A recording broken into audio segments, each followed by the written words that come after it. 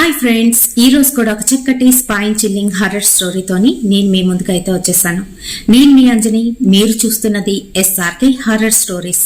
స్టోరీలోకి వెళ్లబోయే ముందు నాదొక చిన్న రిక్వెస్ట్ అండి. మీరు లైక్ తో పాటు హై పాయింట్స్ కూడా వేయండి. హై పాయింట్స్ వేయడం వల్ల ఛానల్ అయితే ముందుకు వెళ్తుంది. అలాగే కొత్తగా చూస్తున్న వాళ్ళు ఛానల్ ని సబ్స్క్రైబ్ చేసుకోండి. మీరు సబ్స్క్రైబ్ చేసుకోగానే పక్కన ఒక బెల్ ఐకాన్ కూడా వచ్చేస్తుంది. అది కూడా క్లిక్ చేసినట్లయితే నేను పెట్టే ప్రతి వీడియో నోటిఫికేషన్ మీ వరకు చేరిపోతుందండి. మరి మీకు జరిగిన రియల్ హర్రర్ ఇన్సిడెంట్స్ నాతో షేర్ చేసుకోవాలి, మన ఛానల్లో స్టోరీగా వినాలి అనుకుంటున్న వారు నా ఇన్స్టాగ్రామ్ లింక్ ని మన డిస్క్రిప్షన్ లోనైతే వేస్తున్నాను. అక్కడికి వచ్చి మీ స్టోరీని నాతోనైతే షేర్ చేసుకోవచ్చు. మరింకెందుకు ఆలస్యం, లేట్ చేయకుండా ఈరోజు వీడియోలోకి వెళ్ళిపోదామా?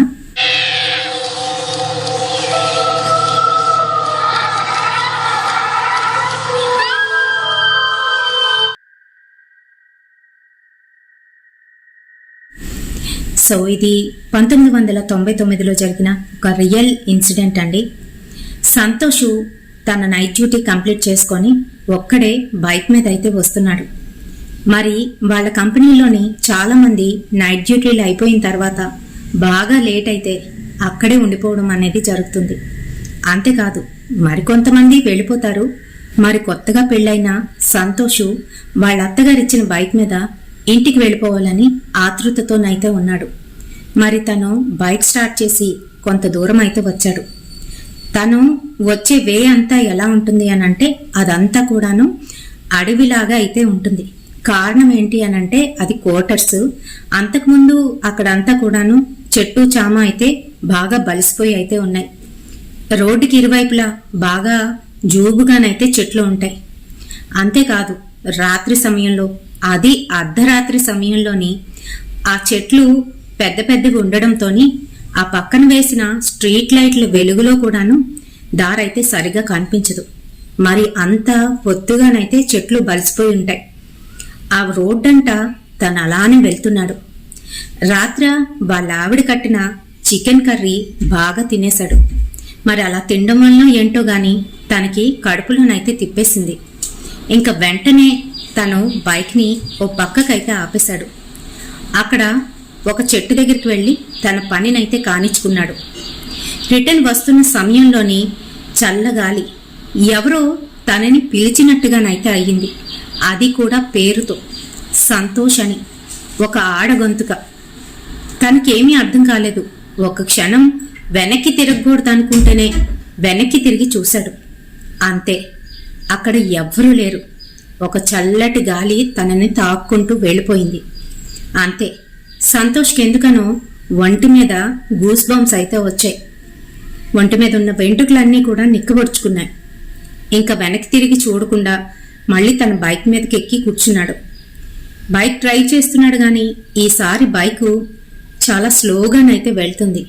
అంతేకాదు, బైక్ పైన ఎవరో ఎక్కి కూర్చున్నట్టుగానైతే అనిపిస్తుంది సంతోష్కి. ఇప్పుడు తను కొంచెం దూరం వెళ్ళాడో లేదో అక్కడ మరీ చీకటిగానైతే అయిపోయింది.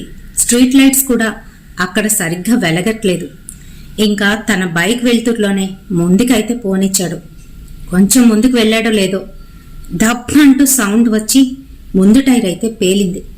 అంతే, భయంతోని బైక్ మీద నుంచి పక్కకైతే పడ్డాడు. బైకు టైర్ పేలిపోవడంతోని అంత పెద్దగానైతే సౌండ్ వచ్చింది.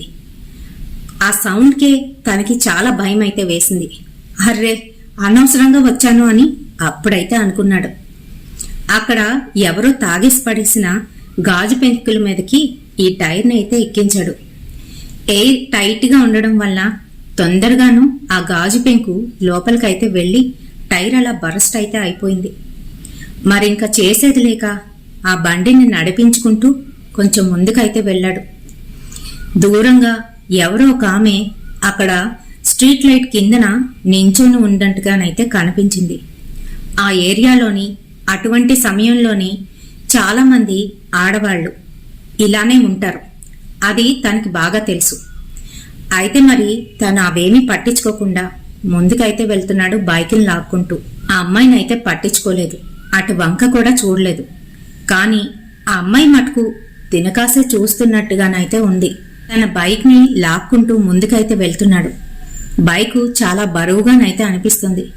నార్మల్గాను బైక్ని ఈజీగా లాక్కొనైతే వెళ్ళిపోవచ్చు, కానీ ఫ్రంట్ టైరు పూర్తిగాను బర్స్ట్ అవడంతోని తన బైక్ని తీసుకువెళ్ళడం కొంచెంగానైతే కష్టమవుతుంది. ఇంకిలా లాభం లేదు, ఈ బైక్ని ఇలాగే నడిపించుకొని వెళ్తే ఉన్న టైరు కూడా కంప్లీట్గా పోతుంది అని చెప్పేసి తను ఒక పక్కకి ఆ బండినైతే ఆపేశాడు. కీస్ వేసేసి తన జోబులో వేసుకొని తన క్యారేజ్ బ్యాగ్ పట్టుకొని నడుచుకుంటూనైతే వెళ్తున్నాడు. బుర్ర దించుకొని వెళ్ళిపోతున్నాడు. ఎందుకనంటే అక్కడ అమ్మాయిని చూశాడు కదా, ఆ అమ్మాయి మళ్ళీ తిన దగ్గరికి వస్తుందేమో అనే అనుమానంతో. తనకి తెలుసు అక్కడ అలాంటి అమ్మాయిలు చాలామంది రాత్రి సమయంలో ఇలా ఒంటరిగా వెళ్తున్న వాళ్ళని టార్గెట్ చేసి వాళ్లతో ఉండడానికైతే వెళ్తూ ఉంటారు.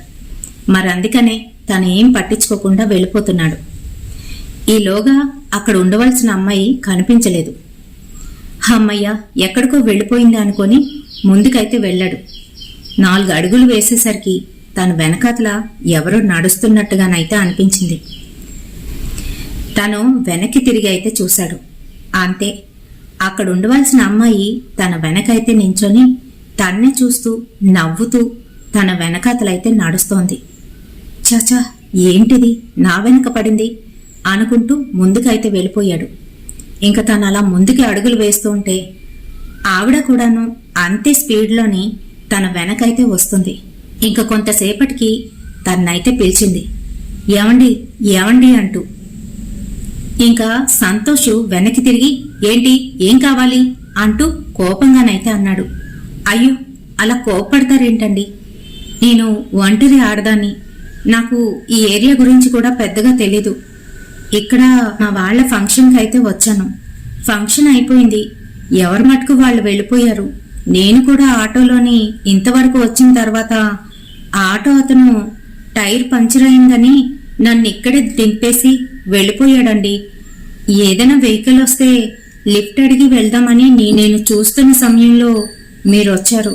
కానీ మీ బైక్ కూడా పంచర్ అయినట్టుందిగా, అందుకని అక్కడ ఆపేసి నడుచుకుంటూ వెళ్తున్నారు. కనీసం తోడుగా ఉంటుందని మీ వెనకాల వస్తున్నాను అని మాట్లాడుతుంది. ఆవిడ అలా అనేసరికి అయ్యో పాపం నిజమేనేమోనని నమ్మాడు సంతోష్. సరే సరే ఓకేనండి, నా వెనకత్తలే రండి, కొంచెం దూరం వెళ్లేసరికి మెయిన్ రోడ్ వచ్చేస్తుంది, ఇంకా ప్రాబ్లం ఉండదు, అక్కడ మీకు ఆటో బేరమాడి ఎక్కిస్తాను అని చెప్తున్నాడు. సరేనండి, చాలా థ్యాంక్స్ అని చెప్తూ గబగబానైతే నడుస్తోంది. సంతోష్ దగ్గరికి అయితే వచ్చేసింది. కొంచెం దూరం వెళ్లేసరికి సంతోష్కి సమానంగానైతే నడుస్తూ సంతోష్ కాసే చూస్తూ చిన్న చిరునవ్వు అయితే నవ్వుతోంది. సంతోష్కి ఎందుకనో తేడాగా అనిపించింది. ఏంటి అమ్మాయి అనుకుంటూ తను గబగబా అడుగులు వేసేస్తున్నాడు. ఈలోగా సంతోష్కి దగ్గరగా చేరుకొని తన చేతికి చేతిని తగిలిస్తూ ముందుకైతే వస్తుంది. ఏంటండి, ఏంటి ఇంత దగ్గరగా వచ్చేశారు, కొంచెం దూరంగా ఉండండి, ఎవరైనా చూస్తే బాగోదు అని అంటున్నాడు కంగారు పడుతూ సంతోష్. అనేసరికి అయ్యో అలా అంటారేంటి, చూసిన వాళ్ళు ఏమనుకుంటారు, అయినా చూడ్డానికి ఇక్కడెవ్వరూ లేరుగా అని అంది. అది కూడా ఒక రకమైన గొంతుతో. అలా తను అనేసరికి సంతోష్కైతే భయం వేసేసింది. చుట్టూ అంతా ఒకసారి చూశాడు. చిన్న చీకటి, పైగా ఎవ్వరూ లేరు. నిజమే అనుకున్నాడు. ఇప్పుడు అనుకోకుండా ఎందుకనో తన ఒంటి మీద వెంట్రుకలు కూడా నిక్కబడుచుకున్నాయి. మెల్లగా మళ్ళీ సంతోష్ పక్కకైతే చేరింది. తన చేత్తో సంతోష్ చేతినైతే గట్టిగా పట్టుకుంది. ఏంటండి, ఏం చేస్తున్నారు అని విదిలించుకోపోతుంటే, ఏమండి ఏమీ అనుకోవద్దు, నాకు ఈ చీకటిని చూస్తే భయంగా ఉంది, అందుకనే చేయి పట్టుకున్నాను, తప్పుగా అనుకోకండి అని అంటుంది. ఇంక సంతోష్ కూడా ఏమనకుండా ముందుకైతే నడుస్తున్నాడు. మరికొంచెం ముందుకు వెళ్లారో లేదో, ఈలోగా వీళ్ళిద్దరూ కొంచెం దూరం అలా నడిచి వెళ్లేసరికి ఎదురుగా ఒక నల్ల కుక్క వచ్చి సంతోష్ పక్కనున్న ఆమె మీదకి ఉరకబోతుంది. గట్టి గట్టిగా అరుస్తోంది. అది అరుస్తూ ఉంటే సంతోష్ దాన్ని తోలేశాడు. ఇంకా భయపడుతున్న తను గట్టిగా సంతోష్నైతే పట్టుకుంది. వదలండి, ఏం కాదు, అది కుక్కే అని అంటున్నాడు. అయినా కూడా అవతల అమ్మాయి అయితే నాకు చాలా భయంగా ఉంది, ప్లీజ్ అండి నన్ను ఎలా అయినా ఇక్కడి నుంచి బయటికి తీసుకువెళ్ళండి అని అంటుంది. ఇంకా సంతోషు సరే సరే తీసుకువెళ్తానన్నానుగా, మీరు ఇలా దగ్గరికి రావడం బాలేదు, కొంచెం దూరంగా ఉండండి అంటూ చెప్తున్నాడు. కానీ సంతోష్కి ఎందుకు మనసులో భయంగా అనిపిస్తుంది. కారణం ఏంటి అనంటే తను అలా వచ్చి తన్ని పట్టుకునేటప్పుడు తన చేతులు తన ఒళ్ళు చాలా చల్లగా, ఐస్ కన్నా చల్లగానైతే తగిలాయి. అందుకనే సంతోష్ ఒళ్ళు ఎందుకన్నా పులకరించిపోయింది. అందుకనే సంతోష్కి భయం వేస్తుంది. ఇంకా ఇద్దరు కొంచెం దూరం వెళ్లేసరికి సంతోష్ని గట్టిగానైతే వెనక నుంచి పట్టుకుంది. వదలండి అంటూ గట్టిగా కోపంతోని అరుస్తూ సంతోష్ విడిపించుకోబోతుంటే, వదలడానికి పట్టుకోలేదురా అంటూ తన వాయిస్ మార్చి అతి భయంకరంగానైతే మాట్లాడింది. అంతే, సంతోష్కి అప్పటికి గాని అర్థం కాలేదు తను ఎవరితో వస్తున్నాడో అనేది. భయంతోని గట్టిగా అరుస్తూ ఆంజనేయ స్వామి దండకాన్నైతే అందుకున్నాడు.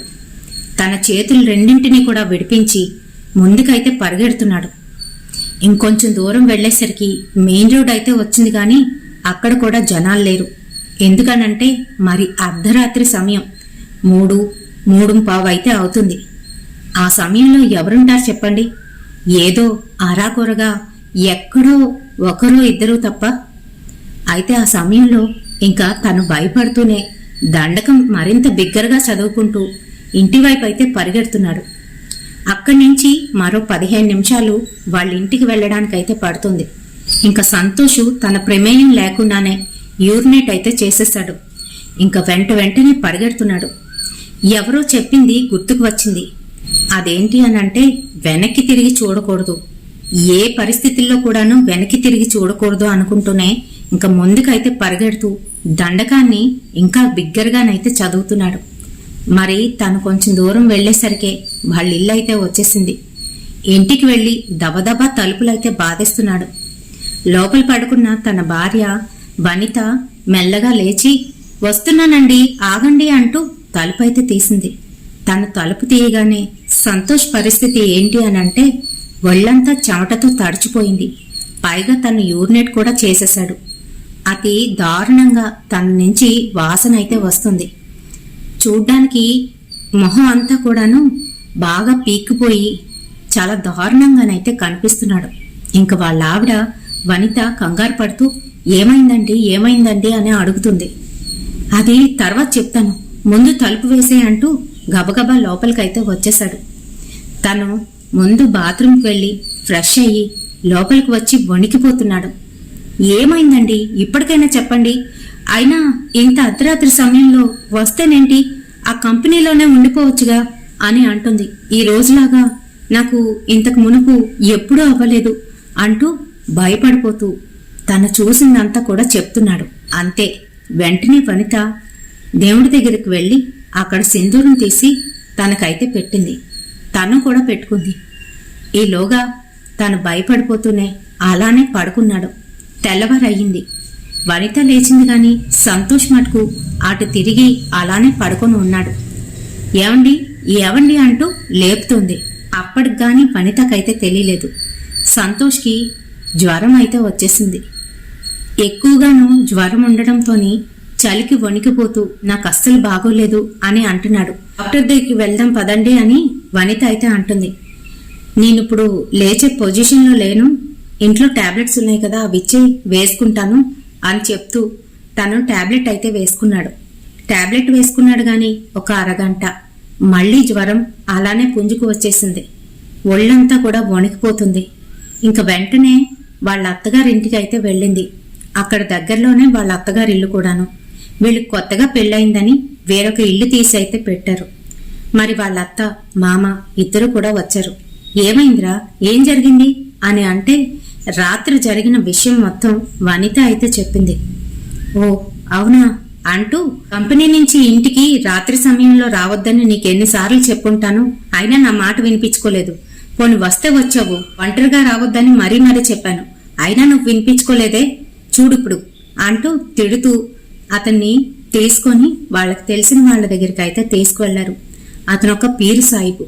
మరి అతని దగ్గరికి తీసుకువెళ్ళి ఇలా జరిగింది అని చెప్పడంతోని అతను ఏవో కొన్ని పరిహారాలు చేసి తన ఒంటి మీద ఉన్న ఆ దుష్టశక్తి పోయేటట్టుగానైతే చేసి ఒక తాయెత్తునైతే తన పేరు మీద ఒక తెల్లటి కాగితం మీద ఒక యంత్రం లాంటిది వేసి దాని మీద అంకెలు వేసి దాన్ని తాయెత్తుగా కట్టి మెడలోనైతే వేశాడు.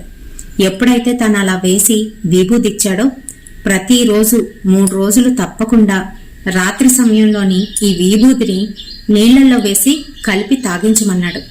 మరి అలానే చేశారు. పూర్తిగా జ్వరం, భయం అన్నీ పోయాయి సంతోష్కి. ఆ రోజు రాత్రి సంతోష్ వాళ్ళ నాన్న, అమ్మ వీళ్ళింటికైతే వచ్చారు. ఎలా ఉందిరా, ఇప్పుడు ఎలా ఉన్నావు, అంతా బాగుందా అని అడుగుతున్నారు. బాగుందమ్మా, బాగుంది నాన్న, మీరు కంగారు పడ్డారు, నాకేం కాలేదు అని అంటున్నానే ఉంది అని చెప్తున్నాడు. ఏం కాలేకపోవడం ఏంట్రా, ఆ ఏరియాలోని మీ చిన్నప్పుడు అంటే మేము ఉద్యోగం చేసే సమయంలోని అక్కడ రాత్రి సమయంలో తెలుసుగా నీకు కూడా చాలా మంది అలాంటి వాళ్ళు తిరుగుతూ ఉంటారు.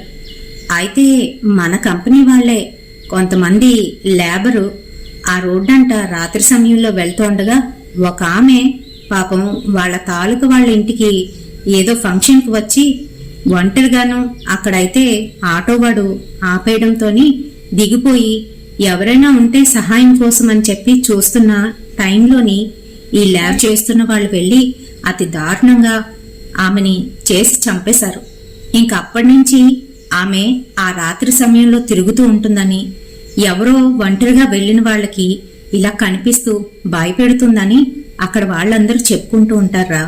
అందుకనే నీకు ఒంటరిగా రావద్దని చెప్తూ ఉండేవాడిని అని వాళ్ళ నాన్న అయితే చెప్పాడంట.